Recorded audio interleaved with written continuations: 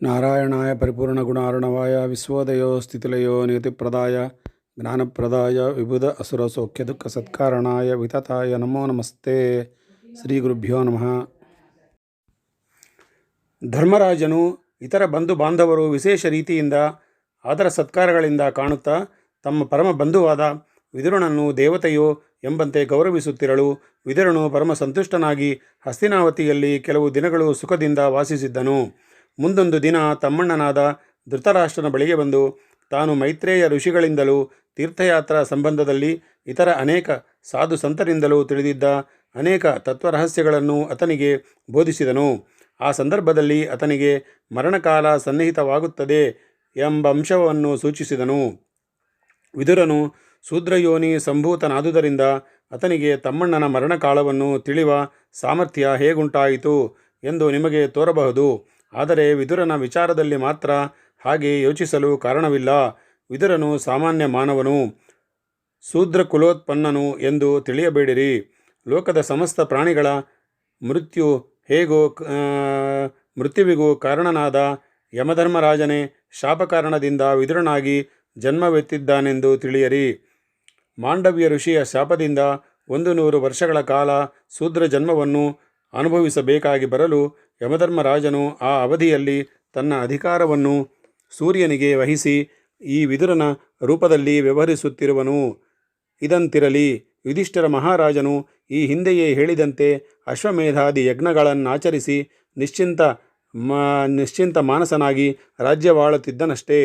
ತಮ್ಮ ಆ ರಾಜ್ಯಕ್ಕೆ ದಿಕ್ಕಾಗಿ ಮೊಮ್ಮಗನು ಉದಯಿಸಿದುದು ಆತನಿಗೆ ಇನ್ನೂ ಹೆಚ್ಚು ಉತ್ಸಾಹ ಜನಕವೆನ್ನೆನಿಸಲು ದೇವತೆಗಳಿಗೆ ಸಮಾನರಾದ ತಮ್ಮಂದಿರ ಸಹಾಯದಿಂದ ತಮ್ಮ ರಾಜ್ಯವನ್ನು ಮತ್ತು ವಿಸ್ತರಿಸಿ ಸಮಸ್ತ ಸಂಪದ್ಭರಿತವಾದ ಆ ರಾಜ್ಯವನ್ನು ಲೋಕವು ಹಿಂದಿನ ಸಕಲ ರಾಜ ಶ್ರೇಷ್ಠರನ್ನು ಮರೆಯುವ ಹಾಗೆ ಧರ್ಮ ಮಾರ್ಗಕ್ಕೆ ತತ್ಪರನಾಗಿ ಸಂರಕ್ಷಿಸುತ್ತಿದ್ದನು. ಸೌನಕರೇ, ಕಾಲದ ವಿಚಿತ್ರ ಗತಿಯನ್ನು ತಿಳಿದ ವಿದುರನು ಆಗ ಒಂದು ದಿನ ಧೃತರಾಷ್ಟ್ರನನ್ನು ಕುರಿತು, ರಾಜ, ನೀನು ಇನ್ನು ನಗರವಾಸವನ್ನು ಸಾಕು ಮಾಡಿ ವನಕ್ಕೆ ಹೋಗಿ ತಪಸ್ಸು ಮಾಡುತ್ತಾ ಕೊನೆಗಾಲವನ್ನು ಕಳೆಯುವುದು ಉಚಿತ. ಇನ್ನೆಷ್ಟು ದಿನಗಳು ಈ ವೈಭವಗಳ ಅಪೇಕ್ಷೆಯು ಕಾಲವು ಮೀರಲು ಅಸಾಧ್ಯವಾದ ವೇಗದಿಂದ ಸಮೀಪಿಸುತ್ತಿರುವುದು. ಅದನ್ನು ಮೀರುವುದು ವಿಧಿಭವಾದಿಗಳಿಗೂ ಸಾಧ್ಯವಿಲ್ಲ. ಸಮೃದ್ಧವಾದ ಸಾಮ್ರಾಜ್ಯ ಭೋಗಗಳನ್ನು ಬಿಟ್ಟು ಹೇಗೆ ಬದುಕುವುದೆಂದು ಶಂಕಿಸುವೆಯಾ? ನಾವಿನ್ನು ಹಿಂದೆ ಬದುಕಿದ್ದಷ್ಟು ದಿನಗಳು ಮುಂದೆ ಬದುಕುವೆಂದು ತಿಳಿಯುವೆಯಾ? ಮೃತ್ಯುವು ದಿನದಿನಕ್ಕೆ ಸಮೀಪಿಸುತ್ತಿರುವುದನ್ನು ನಾನು ಇನ್ನಾದರೂ ಗ್ರಹಿಸಬೇಡವೇ? ಮೃತ್ಯುವು ಸಮೀಪಿಸಿದಾಗ ನಮಗೆ ಪರಮ ಪ್ರೀತ್ಯಾಸ್ಪದವೆಂದುಕೊಳ್ಳುವ ಪ್ರಾಣವನ್ನೇ ಅದು ಕೊಪ್ಪಿಸಬೇಕಾಗಿರುವ ಇನ್ನೂ ಈ ರಾಜ್ಯ, ಧನ, ಸೌಖ್ಯ ಮುಂತಾದವುಗಳಿಗಾಗಿ ಲೋಭಪಡುವುದು ಕೇವಲ ಭ್ರಮೆಯೆಂದು ತಿಳಿಯಬೇಡವೇ? ಅಲ್ಲದೆ ಧೃತರಾಷ್ಟ್ರ ರಾಜ, ಶತ್ರುವೃದ್ಧನಾದ ನೀನು ಇನ್ನೂ ರಾಜ್ಯದಲ್ಲಿದ್ದು ಏನು ಸುಖಪಡಬೇಕಾಗಿದೆ? ಇಲ್ಲಿ ನಿನ್ನದನ್ನುವುದನ್ನು ಏನೇ ತಾನೇ ಇದೆ. ನಿನ್ನ ಮಕ್ಕಳು, ಮರಿಗಳು, ಬಂಧುಗಳು, ಆಪ್ತರು ಎಲ್ಲರೂ ಸತ್ತು ಹೋದರು. ನಿನ್ನ ಯೌವನ ಕಾಲವು ಕಳೆದು ಹೋಯಿತು. ದೇಹವು ಮುಪ್ಪಿನಿಂದ ಜೀರ್ಣವಾಗಿ ಹೋಯಿತು. ಈ ವಯಸ್ಸಿನಲ್ಲಿ ಇನ್ನೂ ನಿನಗೆ ಜಿಹ್ವಚಾಪಲ್ಯಕ್ಕಾಗಿ ನಿನ್ನ ದಾಯಾದಿಗಳ ಅಧೀನದಲ್ಲಿದ್ದು ಸುಖಪಡಬೇಕೆಂದು ಆಸೆಯೇ? ಇನ್ನು ಜೀವಿತದ ಆಸೆಯನ್ನು ನೀಗಿ ಪರಮಗತಿಯನ್ನು ಯೋಚಿಸತಕ್ಕದ್ದು ಉಚಿತ.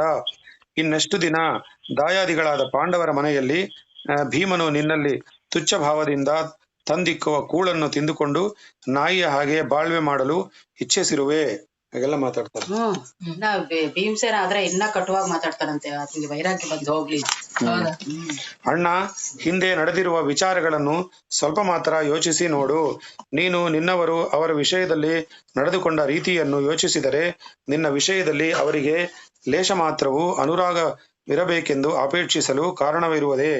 ನಿನ್ನ ಮಕ್ಕಳು ಅವರು ತಮ್ಮ ತಾಯಿಯೊಂದಿಗೆ ಮಲಗಿದ್ದ ಮನೆಗೆ ಬೆಂಕಿ ಇಟ್ಟರು. ಅವರಿಗೆ ವಿಷ ಬೆರೆದ ಆಹಾರವನ್ನು ತಿನ್ನಿಸಿದರು. ಕೈಕಾಲು ಕಟ್ಟಿಸಿ ಮಡುವಿನಲ್ಲಿ ಹಾಕಿದರು.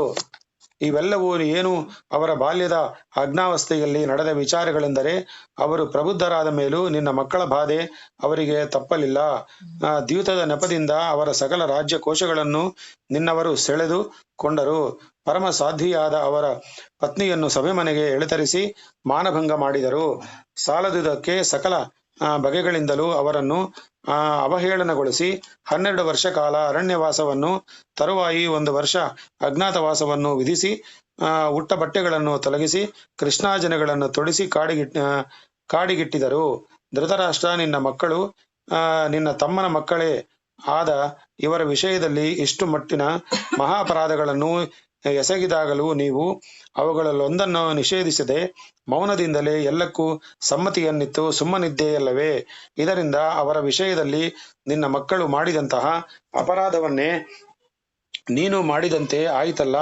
ಪ್ರಾರಂಭದಿಂದಲೂ ಅವರು ದಾಯಾದಿಗಳೆಂಬ ಭಾವನೆಯಿಂದ ಅವರನ್ನು ವೈರಬುದ್ಧಿಯಿಂದಲೇ ಕಾಣುತ್ತಾ ಬಂದ ನಿಮ್ಮ ವಿಷಯದಲ್ಲಿ ಅವರಿಗೂ ವೈರಬುದ್ಧಿ ಹುಟ್ಟಲಾರದೆಂದು ಹೇಗೆ ತಿಳಿಯುವೆ?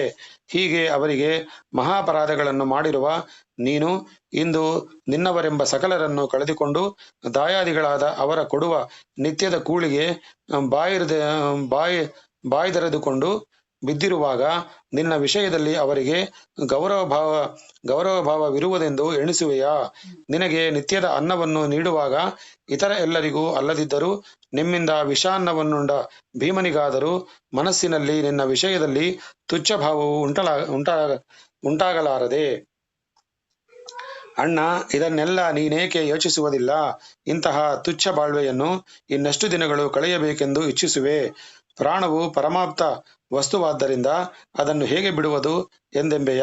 ಅಣ್ಣ, ನೀನಾಗಿ ಅವುಗಳನ್ನು ನೀಗಲು ಇಷ್ಟಪಡದಿದ್ದರೂ ಜರೆಯಿಂದಲೂ ವ್ಯಾಧಿಯಿಂದಲೂ ಆವೃತವಾಗಿ ಈ ದೇಹವು ಎಂದಿದ್ದರೊಂದು ದಿನ ಬಿದ್ದು ಹೋಗದೆ ಉಳಿಯಲಾರದು. ದೇಹಗತವಾಗಿರುವ ಪಂಚಪ್ರಾಣಗಳು ಈ ದೇಹವನ್ನು ಜೀರ್ಣವಾದ ವಸ್ತ್ರದಂತೆ ತೈಜಿಸಿ ಹೊರಡುವುದು ತಪ್ಪದು, ಸರ್ವಥಾ ತಪ್ಪದು. ಲೋಕದಲ್ಲಿ ಯಾವ ಮನುಷ್ಯನು ದೇಹದ ಈ ಅನಿತ್ಯೆಯನ್ನು ಮುಂದಾಗಿಯೇ ತಿಳಿದು ಸಂಸಾರದ ಸಹಜ ಸ್ವರೂಪವನ್ನು ಚಿಂತಿಸಿ ಆ ಸಂಬಂಧವನ್ನು ಮನಸ್ಸಿನಿಂದ ತೊರೆದು ವಿರಕ್ತ ಭಾವವನ್ನು ವಹಿಸಿ ತಾಪಸ ವೃತ್ತಿಯನ್ನು ಅವಲಂಬಿಸಲು ನಿರ್ಧರಿಸಿ ತನ್ನ ವಿಚಾರವು ಯಾರಿಗೂ ಗೋಚರಿಸಿದಂತೆ ವನಕ್ಕೆ ನಡೆದು ಈ ಪಂಚಭೌತಿಕ ದೇಹವನ್ನು ತ್ಯಾಗ ಮಾಡಲು ಮನಸ್ಸು ಮಾಡುವನೋ ಅವನೇ ಧೀರನು.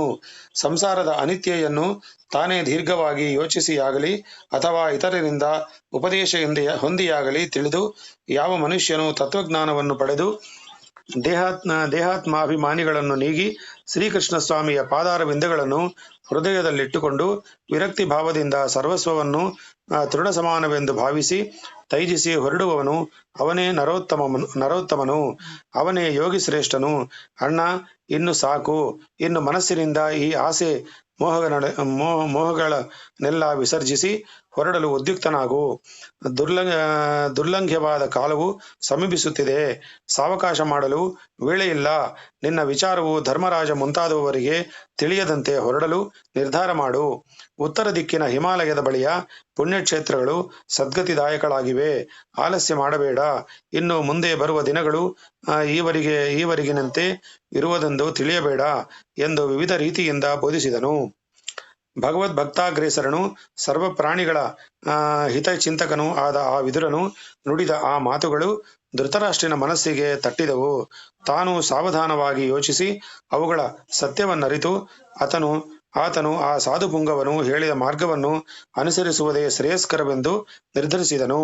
ಪುತ್ರಮಿತ್ರರಾದ ಸಕಲ ಬಾಂಧವರನ್ನು ಕಳೆದುಕೊಂಡು ತಮ್ಮಿಂದ ಅಗಾಧ ಕಷ್ಟನಷ್ಟಗಳಿಗೆ ಗುರಿಪಡಿಸಲ್ಪಟ್ಟ ದಾಯಾದಿಗಳು ಹಾಕುವ ಋಣದ ಕೂಳಿಗೆ ಬಾಯಾಡಿ ಬಿದ್ದಿರುವ ತನ್ನ ಬಾಳ್ವೆಯ ಬಹು ಅಸಖ್ಯವಾಗುವುದೆಂದು ಆತನಿಗೆ ಮನಸ್ಸಿನಲ್ಲಿ ಜಿಹ್ವಾಸೆ ಹುಟ್ಟಿತು.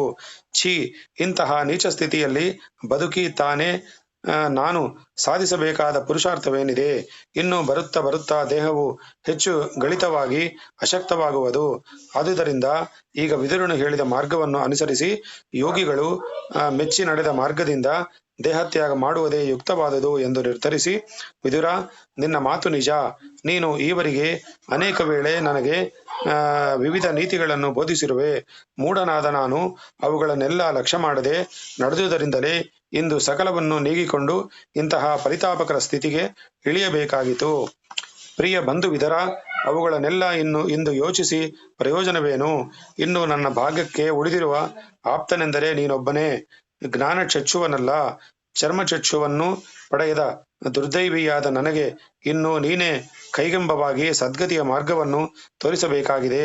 ಮೂಢನೂ ಅಂಧನೂ ಆದ ನಾನು ಪುತ್ರ ವ್ಯಾಮೋಹ ಬದ್ಧನಾಗಿ ಈವರೆಗೆ ಮಾಡಿದ ಸಕಲ ಅಪರಾಧಗಳನ್ನು ಮರೆತು ಮಹಾತ್ಮನಾದ ನೀನು ನಿಸ್ಸಹಾಯಕರಾಗಿ ಎರಡು ಮುದಿ ಪಕ್ಷಿಗಳಂತಿರುವ ನಮ್ಮನ್ನು ಯೋಗ್ಯ ಸ್ಥಾನಕ್ಕೆ ಕರೆದೊಯ್ದು ಈ ಮಾನುಷ ದೇಹಗಳು ಸಾರ್ಥವಾಗುವ ಮಾರ್ಗವನ್ನು ತೋರಿಸು. ನಾನು ನನ್ನದಲ್ಲದ ಈ ದೇಶಕೋಶ ಭೋಗಭಾಗ್ಯಗಳಲ್ಲೂ ಈವರೆಗೆ ಸ್ವಜನರೆಂದು ಕೊಂಡಿದ್ದ ಪಾಂಡವರ ವಿಷಯದಲ್ಲೂ ಮೋಹ ಅಭಿಮಾನಿಗಳನ್ನು ನೀಗಿದ್ದೇನೆ. ಈ ಮನೆ ಮಾತ್ರವಲ್ಲ, ಈ ದೇಹದ ಮೇಲೆ ಸಹ ನನಗೆ ಅಭಿಮಾನವು ನೀಗಿದೆ. ವಿದುರ, ಇನ್ನೇಕೆ ಸಾವಕಾಶವು? ನೀನು ಹೇಳಿದಂತೆ ಮಾಡಲು ಸಿದ್ಧನಾಗಿದ್ದೇನೆ ಎಂದು ನುಡಿದನು. ವಿದುರನು ವೃದ್ಧರಾಜನ ಆ ಮಾತುಗಳನ್ನು ಕೇಳಿ ಬಹು ಸಮಾಧಾನಪಟ್ಟು ತಮ್ಮ ಮನಸ್ಸಿನಲ್ಲಿದ್ದ ಆ ವಿಚಾರವನ್ನು ಯಾರಿಗೂ ತಿಳಿಸದೆ ಮಾರನೆಯ ಪ್ರಾತಃ ಕಾಲವೇ ಅರಮನೆಯಿಂದ ಅಂಧನ್ ನೃಪತಿಯನ್ನು ಕರೆದುಕೊಂಡು ಹೊರಟು ಬಿಟ್ಟನು. ಗಾಂಧಾರಿನ ಕರ್ಕೊಂಡು ಕೂಡ ಹೋಗ್ತಾಳೆ ಅಂತ ಕೇಳಿದೆ. ಹೊರಟು ಬಿಟ್ಟನು. ಮಹಾ ಪತಿವ್ರತೆಯಾದ ಗಾಂಧಾರಿ ದೇವಿಯು ತನ್ನ ಪತಿಯಾದ ಧೃತರಾಷ್ಟ್ರನನ್ನು ಅನುಸರಿಸಿ ಹೊರಟಳು.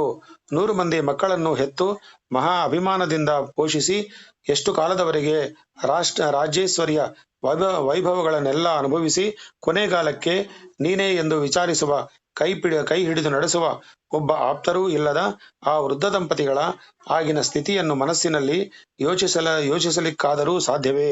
ಅಂತಹ ಪರಿತಾಪಕರ ಸ್ಥಿತಿಯಲ್ಲಿದ್ದರೂ ಮನಸ್ಸನ್ನು ಕಲ್ಲು ಮಾಡಿಕೊಂಡ ಆ ಪತಿಪತ್ನಿಯರು ಸಕಲವನ್ನು ತೃಣದಂತೆ ವಿಸರ್ಜಿಸಿ ವಿದುರನೊಂದಿಗೆ ಹೊರಟು ಬಿಟ್ಟರು. ವಿದುರನು ಧೃತರಾಷ್ಟ್ರ ಗಾಂಧಾರಿಯು ಸರ್ವಯೋಗಿ ಜನಗಳಿಗೂ ಆವಾಸಸ್ಥಾನವಾದ ಹಿಮಾಲಯ ಪರ್ವತಗಳ ಕಡೆಗೆ ಪ್ರಯಾಣ ಮಾಡಿದರು ಎಂದು ಅರಣ್ಯ ಮಾರ್ಗದಲ್ಲಿ ನಡೆದು ಅರಿಯದ ಆ ರಾಜದಂಪತಿಗಳು ಆ ಪ್ರಯಾಣದ ಕಷ್ಟ ದುಃಖಗಳನ್ನು ಲೇಷ ಮಾತ್ರವೂ ಲಕ್ಷ್ಯ ಮಾಡದೆ ವಿರಕ್ತ ಮನೋಭಾವದಿಂದ ವಿದುರನೇ ಕೈಗೊಲಿ ನಿಂತಿರಲು ಒಂದೇ ಮನಸ್ಸಿನಿಂದ ನಡೆದು ಬಿಟ್ಟರು. ಮಾರನೆಯ ಪ್ರಾತಃ ಕಾಲ ಧರ್ಮರಾಜನು ಎಂದಿನಂತೆ ತನ್ನ ಸ್ನಾನ, ಸಂಧ್ಯಾವಂದನೆ ಮುಂತಾದ ನಿತ್ಯಕರ್ಮಗಳನ್ನು ತೀರಿಸಿಕೊಂಡು ಶ್ರೋತ್ರಿಯರಾದ ಬ್ರಾಹ್ಮಣ ವರ್ಗಕ್ಕೆ ಗೋದಾನ, ಭೂದಾನ, ಹಿರಣ್ಯದಾನವೇ ಮುಂತಾದ ನಿತ್ಯದಾನಗಳನ್ನು ಸಮರ್ಪಿಸಿ ತನ್ನ ತಾಯಿಯಾದ ಕುಂತಿದೇವಿಯ ಮತ್ತು ದೊಡ್ಡಪ್ಪನಾದ ಧೃತರಾಷ್ಟ್ರ ಮತ್ತು ತನ್ನ ಮಾತೃಶ್ರೀ ಸಮಾನಳಾದ ಗಾಂಧಾರಿ ದೇವಿ ಇವರಿಗೆ ನಮಸ್ಕಾರ ಮಾಡಿ ಆಶೀರ್ವಾದ ಪಡೆಯಬೇಕೆಂದು ನಿತ್ಯದ ಪದ್ಧತಿಯಂತೆ ಅರಮನೆಯಲ್ಲಿ ಅವರಿದ್ದ ಭಾಗಕ್ಕೆ ಬಂದನು. ಅಲ್ಲಿ ನೋಡಲಾಗಿ ವಿದುರನಾಗಲಿ ಗಾಂಧಾರಿ ಧೃತರಾಷ್ಟ್ರನಾಗಲಿ ಇರುವ ಸುಳಿವೇ ಕಾಣಲಿಲ್ಲ. ಅಲ್ಲೆಲ್ಲ ಹುಡುಕಿಸಿ ನೋಡಿದನು, ಎಲ್ಲೂ ಅವರು ಸಿಕ್ಕಲಿಲ್ಲ. ಆಗ ಅಲ್ಲೇ ಇದ್ದ ಸಂಜಯನನ್ನು ಕುರಿತು, ಸಂಜಯ, ನಮ್ಮ ದೊಡ್ಡಪ್ಪನು ಆತನ ಪತ್ನಿಯಾದ ಗಾಂಧಾರಿ ದೇವಿಯು ಅರಮನೆಯಲ್ಲಿಲ್ಲ, ಕಾಣುವುದಿಲ್ಲವಲ್ಲ, ಎಲ್ಲಿಗೆ ಹೋದರು? ವಿದುರನು ಇಲ್ಲವಲ್ಲ, ಇದೇನು ಅವರು ಅರಮನೆಯಿಂದ ಹೊರಟು ಸುಳಿವು ಸಹ ಯಾರಿಗೂ ಗೋಚರವಾಗದಂತೆ ಎಲ್ಲಿಗೆ ಹೊರಟು ಹೋದರು? ವೃದ್ಧರು, ದೃಷ್ಟಿವಾಟಿವವಿಲ್ಲದ ಪರಾಪೇಕ್ಷಗಳಿಗೂ ಆದ ನಮ್ಮ ತಾಯಿ ತಂದೆಗಳು ನಮ್ಮನ್ನು ಪರದೇಶಿಗಳಾಗಿ ಮಾಡಿ ಎಲ್ಲಿಗೂ ಹೋಗಿಬಿಟ್ಟರಲ್ಲ. ನಾನು ಅವರ ಮಕ್ಕಳು, ಬಾಂಧವರು ಮುಂತಾಗಿ ಸರ್ವರನ್ನು ಕೊಲ್ಲಿಸಿ ರಾಜ್ಯ ಭೋಗಾದಿಗಳನ್ನು ಪಡೆದ ಸ್ವಾರ್ಥಿ ಎಂದು ನನ್ನ ಬಳಿ ಇರುವುದಕ್ಕೂ ಸಹನೆ ಇಲ್ಲದೆ ತನ್ನ ಭಾರ್ಯೆಯೊಡನೆ ಧೃತರಾಷ್ಟ್ರ ರಾಜನು ಗಂಗಾ ನದಿಯಲ್ಲಿ ಬಿದ್ದು ಪ್ರಾಣತ್ಯಾಗ ಮಾಡಿರಬಹುದೇ? ನಮ್ಮ ಬಾಲ್ಯದಲ್ಲಿ ತಂದೆಯಾದ ಪಾಂಡುರಾಜನನ್ನು ಕಳೆದುಕೊಂಡು ಪರದೇಶಿಗಳಾದ ನಮ್ಮನ್ನು ಆದರದಿಂದ ಕರೆಸಿಕೊಂಡು ಧೃತರಾಷ್ಟ್ರ, ವಿದುರರಿಬ್ಬರು ಎಷ್ಟು ಪ್ರೇಮ ವಿಶ್ವಾಸಗಳಿಂದ ಕಾಪಾಡಿದರು. ಈಗ ಅವರಿಬ್ಬರು ಒಮ್ಮೆಗೆ ಎಲ್ಲಿಗೆ ಹೊರಟು ಹೋಗಿರಬಹುದು ಎಂದು ಅತ್ಯಂತ ಚಿಂತಾಕ್ರಾಂತನಾಗಿ ಪ್ರಶ್ನಿಸಿದನು. ಸಂಜಯನು ಧರ್ಮರಾಜನಂತೆಯೇ ಅವರ ವಿಚಾರವೇನೆಂದು ತಿಳಿಯದಿದ್ದನಾದುದರಿಂದ, ಧರ್ಮರಾಜ, ನಾನೇನು ಹೇಳಲಿ? ವೃದ್ಧರಾಜನು, ಗಾಂಧಾರಿ ದೇವಿಯು, ಮಹಾತ್ಮ ವಿದುರನು ಅರಮನೆಯಿಂದ ಹೊರಟು ಹೋಗಿರುವುದು ನನಗೂ ವಿಚಿತ್ರವಾಗಿ ತೋರುತ್ತಿದೆ. ಅವರು ಯಾರಿಗೂ ತಿಳಿಯದಂತೆ ಹಾಗೆ ಹೊರಟು ಹೋಗಲು ಕಾರಣವೇನು ಎಂಬುದು ನನಗೆ ತಿಳಿಯದು. ಬಹುಕಾಲದಿಂದ ಒಂದೇ ಸ್ಥಳದಲ್ಲಿ ವಾಸಿಸಿ ಅವರ ಪೋಷಣೆಯಿಂದಲೇ ಅಭಿವೃದ್ಧಿಗೆ ಬಂದು ಇಂದು ಕಾಲಗತಿಯಿಂದ ಅವರು ನಿಸ್ಸಹಾಯಕರಾಗಿ ನಿಂತಾಗ ಅವರಿಗೆ ಯಥಾಸುಶಕ್ತಿ ಸೇವೆ ಸಲ್ಲಿಸಿ ಕೃತಾರ್ಥನಾಗಬೇಕೆಂದಿದ್ದರೆ ಅದಕ್ಕೂ ದುರ್ದೈವಿಯಾದ ನನಗೆ ಅವಕಾಶವಿಲ್ಲವಾಯಿತು ಎಂದು ಅವರನ್ನು ಸ್ಮರಿಸಿಕೊಂಡು ಧಾರಾಳವಾಗಿ ಕಣ್ಣೀರು ಬಿಡುತ್ತಾ ರೋಧಿಸುತ್ತಿದ್ದನು. ಆ ವೇಳೆಗೆ ಸರಿಯಾಗಿ ಅಲ್ಲಿದೆ ಅಲ್ಲಿದೆ ದೇವಋಷಿಗಳಾದ ತುಂಬುರು ನಾರದರಿಬ್ಬರು ಬಂದರು. ಧರ್ಮರಾಜನು ಒಡನೆ ಇದರೆದ್ದು ವಾದಾಭಿವಾದನ ಮಾಡಿ ತನ್ನ ತಮ್ಮಂದಿರೊಡಗೂಡಿ ಅವರಿಗೆ ಅರ್ಘ್ಯಪಾದ್ಯ ಆಚಮನಾದಿ ಯೋಗ್ಯ ಸತ್ಕಾರಗಳಿಂದ ಪೂಜೆ ಮಾಡಿ ಉಚಿತಾಸನದಲ್ಲಿ ಕುಳಿತ ಆ ಮಹರ್ಷಿಗಳನ್ನು ಕಂಡು, ಪೂಜ್ಯರೇ, ನನ್ನ ಚಿಕ್ಕಪ್ಪ ದೊಡ್ಡಪ್ಪಂದಿರಾದ ವಿದುರ ಮತ್ತು ಧೃತರಾಷ್ಟ್ರ ಇಬ್ಬರು ಅರಮನೆಯ ಈ ಭಾಗದಲ್ಲಿ ವಾಸಿಸುತ್ತಿದ್ದವರು ಇಂದು ಯಾರಿಗೂ ತಿಳಿಯದಂತೆ ಎಲ್ಲಿಗೋ ಹೊರಟು ಹೋಗಿರುವರು. ವೃದ್ಧೆಯು ಪತಿಭಕ್ತಿ ಪರಾಯಣಳು ಆದ ಪೂಜ್ಯಳಾದ ಗಾಂಧಾರಿ ದೇವಿಯು ಎಲ್ಲಿ ಹೋಗಿರುವಳೆಂದು ತಿಳಿಯಲಿಲ್ಲ. ನಾನು ಸ್ವಾರ್ಥಿಯಾಗಿ ರಾಜ್ಯಧನ ಪ್ರಭುತ್ವಾದಿ ಅಪೇಕ್ಷೆಗಳಿಂದ ಅವರ ಮಕ್ಕಳನ್ನು ಬಂಧು ಬಾಂಧವರನ್ನು ವಧಿಸಿದನೆಂಬ ದುಃಖದಿಂದ ಅವರೆಲ್ಲರೂ ನಮ್ಮೊಂದಿಗೆ ವಾಸಿಸಿರಲು ಸಹನೆ ಇಲ್ಲದೆ ಎಲ್ಲಿಗಾದರೂ ಹೋದರೂ ಅಥವಾ ಗಂಗೆಯಲ್ಲಿ ಬಿದ್ದು ಪ್ರಾಣತ್ಯಾಗ ಮಾಡಿದರೂ ತೋರದೆ ನನ್ನ ಮನವು ತಬ್ಬಿಸುತ್ತಿದೆ. ತ್ರಿಕಾಲಜ್ಞರು, ತ್ರಿಲೋಕ ಸಂಚಾರಿಗಳು ಆದ ತಾವು ಅವರು ಈಗ ಎಲ್ಲಿದ್ದಾರೋ ಹೇಗಿದ್ದಾರೋ ತಿಳಿಸಿ ಸಮಾಧಾನಗೊಳಿಸಬೇಕು ಎಂದು ಪ್ರಾರ್ಥಿಸಿದನು. ನಾರದರು ಆ ಮಾತನ್ನು ಕೇಳಿ, ಧರ್ಮಪುತ್ರ, ಧೃತರಾಷ್ಟ್ರಾದಿಗಳಾಗಿ ನೀನೇಕೆ ಚಿಂತಿಸುವೆ? ಅವರಿಗಾಗಿ ನೀನೇಕೆ ಚಿಂತಿಸುವೆ? ಲೋಕದಲ್ಲಿ ಯಾರಿಗಾಗಿ ಯಾರೂ ಚಿಂತಿಸಬೇಕಾಗಿಲ್ಲ. ಈ ಲೋಕದಲ್ಲಿರುವ ಸಕಲ ಪ್ರಾಣಿಗಳು ಸರ್ವತಂತ್ರ ಸ್ವತಂತ್ರನು ಸರ್ವಾಂತರ್ಯಾಮಿಯೂ ಆದ ಈಶ್ವರನ ಅಧೀನರಾಗಿ ಆತನ ಆಜ್ಞಾಬದ್ಧರಾಗಿಯೇ ನಡೆಯುತ್ತಿರುವವರು. ಮನುಷ್ಯ ಮಾತ್ರದವನಾದ ನೀವೇ ಅಲ್ಲ, ಲೋಕ ಪಾಲಕರಾದಿಯಾಗಿ ಆ ಮಹಾಮಹಿಮನಿಗೆ ಕಿಂಕರರಾಗಿ ನಡೆಯುತ್ತಿರುವರೆಂದು ತಿಳಿ.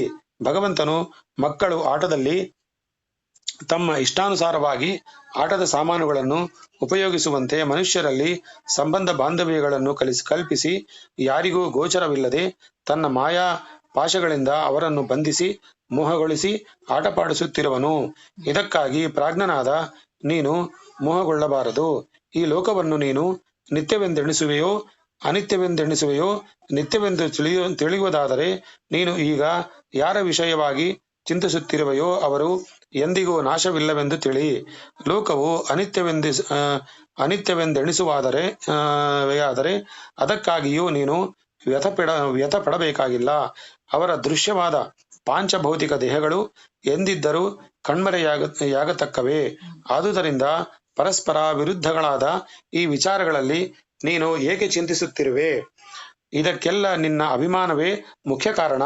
ಅದನ್ನು ಮೊದಲು ತ್ಯಜಿಸು. ಅಲ್ಲದೆ ನಿನ್ನ ಮನಸ್ಸಿನಲ್ಲಿ ಇನ್ನೂ ಒಂದು ಬಗೆಯ ಭ್ರಾಂತಿ ಇರಬಹುದು. ನನ್ನನ್ನು ಬಿಟ್ಟು ಹೋದ ಮೇಲೆ ಧೃತರಾಷ್ಟ್ರಾದಿಗಳು ಯಾರ ರಕ್ಷಣೆಯಿಂದ ಜೀವಿಸುವರು ಎಂದು. ಧರ್ಮರಾಜ, ಲೋಕದಲ್ಲಿ ಒಬ್ಬರು ಮತ್ತೊಬ್ಬರನ್ನು ರಕ್ಷಿಸುವರು ಎಂಬ ಈ ಭ್ರಾಂತಿಯನ್ನು ಬಿಟ್ಟುಬಿಡು.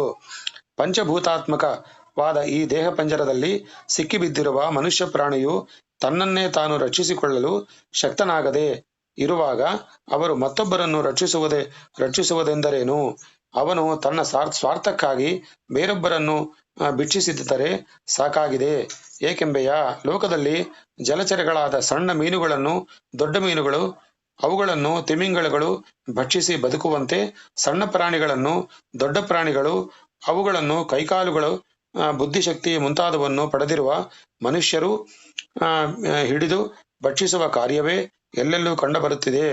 ಆದುದರಿಂದ ಧರ್ಮಪುತ್ರ, ಲೋಕದಲ್ಲಿನ ಯಾವ ಪ್ರಾಣಿಯಾಗಲಿ, ಕಾಡಿನಲ್ಲಿರಲಿ, ಮನೆಯಲ್ಲಿರಲಿ, ಮರುಭೂಮಿಯಲ್ಲಿರಲಿ, ಪರ್ವತಾಗ್ರದಲ್ಲಿರಲಿ ಅಥವಾ ಸಮುದ್ರ ಮಧ್ಯದಲ್ಲಿರಲಿ, ಸರ್ವಾತ್ಮಕನಾದ ಸರ್ವಶಕ್ತನಾದ ಆ ಭಗವಂತನ ಆಜ್ಞೆಗೆ ಒಳಪಟ್ಟು ಆತನ ಆಜ್ಞೆಯಿಂದೆ ರಕ್ಷಿಸಲ್ಪಡುವುದಲ್ಲದೆ ಬೇರೆ ಮಾರ್ಗವೇ ಇಲ್ಲ. ಹೀಗೆ ಲೋಕವನ್ನೆಲ್ಲ ವ್ಯಾಪಿಸಿರುವ ಆ ಸರ್ವಸ್ವಾಮಿಯ ಜಗತ್ತಿನ ಸಕಲ ಸೂತ್ರಗಳನ್ನು ತನ್ನ ಕೈಯಲ್ಲಿಟ್ಟುಕೊಂಡು ಲೋಕವನ್ನು ಕಾಪಾಡುತ್ತಿರುವನೆಂದು ತಿಳಿ.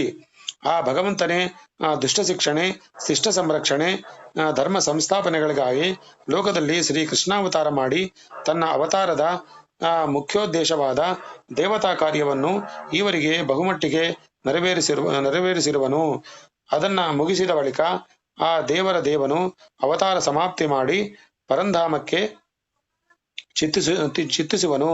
ಧರ್ಮರಾಜ, ಶ್ರೀಕೃಷ್ಣ ಪರಮಾತ್ಮನು ಭೂಲೋಕವನ್ನು ತ್ಯಜಿಸಿ ಹೊರಡುವ ಕಾಲವನ್ನೇ ನಿರೀಕ್ಷಿಸುತ್ತಿದ್ದು, ಆ ತರುವಾಯ ನೀವು ನಿಮ್ಮ ಈ ತಂದೆ ತಾಯಂದರ ಮಾರ್ಗವನ್ನೇ ಅನುಸರಿಸಿ ಹೊರಡಬೇಕು. ಇಹಲೋಕ ಜೀವಿತವು ಯಾರಿಗೂ ಸ್ಥಿರವಾದುದಲ್ಲವೆಂದು ನಂಬು. ಧರ್ಮರಾಜ ಇನ್ನು ದೊಡ್ಡಪ್ಪನಾದ ಧೃತರಾಷ್ಟ್ರನು ಈಗ ಎಲ್ಲಿರುವನೆಂದು ಪ್ರಶ್ನೆ ಮಾಡಿದೆಯಲ್ಲವೇ, ಹೇಳುವನು ಕೇಳು. ಧೃತರಾಷ್ಟ್ರರಾಜನು ವಿದುರ ಮತ್ತು ಗಾಂಧಾರಿಯೊಂದಿಗೆ ಇಂದು ಹಿಮಾಲಯ ಪರ್ವತದ ದಕ್ಷಿಣ ಭಾಗದಲ್ಲಿರುವ ಸಪ್ತ ಸ್ರೋತ್ಸವೆಂಬ ಪ್ರಸಿದ್ಧವಾದ ಪುಣ್ಯಾಶ್ರಮದ ಬಳಿಯಲ್ಲಿ ಮಹರ್ಷಿ ಜನಗಳ ಸಹವಾಸದಲ್ಲಿರುವನು. ಅದು ಬಹು ಪವಿತ್ರವಾದ ಕ್ಷೇತ್ರವು. ತ್ರಿಲೋಕ ಪಾವನೆಯಾದ ಗಂಗಾ ನದಿಯು ಅಲ್ಲಿ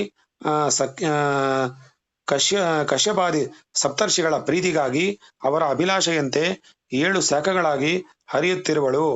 ಆ ಪುಣ್ಯಕ್ಷೇತ್ರದಲ್ಲಿ ವಾಸಿಸುತ್ತಾ ಧೃತರಾಷ್ಟ್ರನು ಆ ಪುಣ್ಯ ನದಿ ಜಲದಲ್ಲಿ ಸ್ನಾನ ಮಾಡುತ್ತಾ ತ್ರಿಕಾಲಗಳಲ್ಲೂ ಸಂಧ್ಯಾ ಕಾರ್ಯಗಳನ್ನು ಅಗ್ನಿ ಹೋತ್ರಾದಿಗಳನ್ನು ನಡೆಯಿಸುತ್ತಾ ಆ ನದಿ ಜಲವನ್ನೇ ಆಹಾರವಾಗಿ ಸ್ವೀಕರಿಸುತ್ತಾ ಜೀವಿಸುತ್ತಿರುವನು. ಆತನ ಮನಸ್ಸು ಈ ಕಾಮ, ಮೋಹ, ದ್ವೇಷ ಮುಂತಾದ ಸಕಲ ಕಲ್ಮಶಗಳಿಂದಲೂ, ವಿತ್ತೇಷಣ, ದಾರೇಷಣ, ಪುತ್ರೇಷಣ ಮುಂತಾದ ಸಕಲ ಬಂಧನಗಳಿಂದಲೂ ಮುಕ್ತವಾಗಿ ಶುದ್ಧವಾಗಿರುವುದು. ಆತನು ಷಡೇಂದ್ರಿಯಗಳನ್ನು ನಿಗ್ರಹಿಸಿ ಎಷ್ಟು ಹೊತ್ತಾದರೂ ನಿಶ್ಚಲನಾಗಿ ಕುಳಿತು ಧ್ಯಾನಿಸಲು ಸಾಧ್ಯವಾಗುವಂತಹ ಆಸನ ಶುದ್ಧಿಯನ್ನು, ಶ್ವಾಸಧಾರಣ ಶಕ್ತಿಯನ್ನು ಗಳಿಸಿರುವನು. ಆತನು ಇಂದು ಶ್ರೀಹರಿ ಪಾದ ಕಮಲವೊಂದರಲ್ಲೇ ಮಗ್ನವಾದ ಮನಸ್ಸುಳ್ಳವನಾಗಿ ಮುಕ್ತಿಗೆ ಪ್ರತಿಬಂಧಕವಾದ ಸಕಲ ಕರ್ಮ ಕಲಾಪಗಳನ್ನು ನೀಗಿರುವನು. ಆತನು ಈಗಿರುವ ಸ್ಥಿತಿಯಲ್ಲಿ ಈ ದೇಹ ಪಾತವಾದ ಮೇಲೆ ಕ್ಷೇತ್ರಜ್ಞನಾದ ಶ್ರೀಹರಿಯ ಸಾನ್ನಿಧ್ಯವನ್ನು ಸೇರುವ ಸಿದ್ಧತೆಯಲ್ಲಿರುವನು. ಆದುದರಿಂದ ಈಗ ನೀನು ಆತನ ಸಮಾಧಿ ಸ್ಥಿತಿಗೆ ಯಾವ ವಿಘ್ನವನ್ನು ಉಂಟು ಮಾಡಬೇಡ. ಇಂದಿಗೆ 5ನೆಯ ದಿನದಲ್ಲಿ ಆತನು ತನ್ನ ಪಾಂಚಭೌತಿಕ ದೇಹವನ್ನು ಯೋಗಾಗ್ನಿಯಿಂದಲೇ ಭಸ್ಮಗೊಳಿಸುವನು. ತನ್ನ ಪತಿಯ ದೇಹಜನ್ಮವಾದ ಯೋಗಾಗ್ನಿಯೇ ಆ ಪರ್ಣಶಾಲೆಯನ್ನು ದಗ್ಧಗೊಳಿಸುತ್ತಿರುವುದನ್ನು ನೋಡಿ ಪತಿವ್ರತ ಶಿರೋಮಣಿಯಾದ ಗಾಂಧಾರಿ ದೇವಿಯು ಆ ಅಗ್ನಿಯಲ್ಲೇ ಪ್ರವೇಶಿಸಿ ದೇಹತ್ಯಾಗ ಮಾಡುವಳು.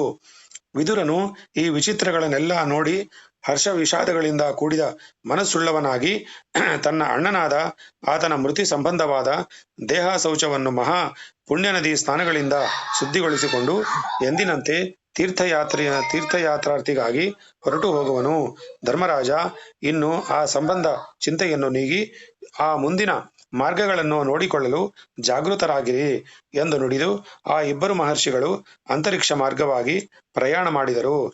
ಧರ್ಮರಾಜನು ಧೃತರಾಷ್ಟ್ರ ಗಾಂಧಾರಿಯರು ಸದ್ಗತಿಪ್ರದವಾದ ಮಾರ್ಗವನ್ನು ಕಂಡುಕೊಂಡುದಕ್ಕಾಗಿ ಮನಸ್ಸಮಾಧಾನ ಹೊಂದಿ ಸುಖವಾಗಿದ್ದರು.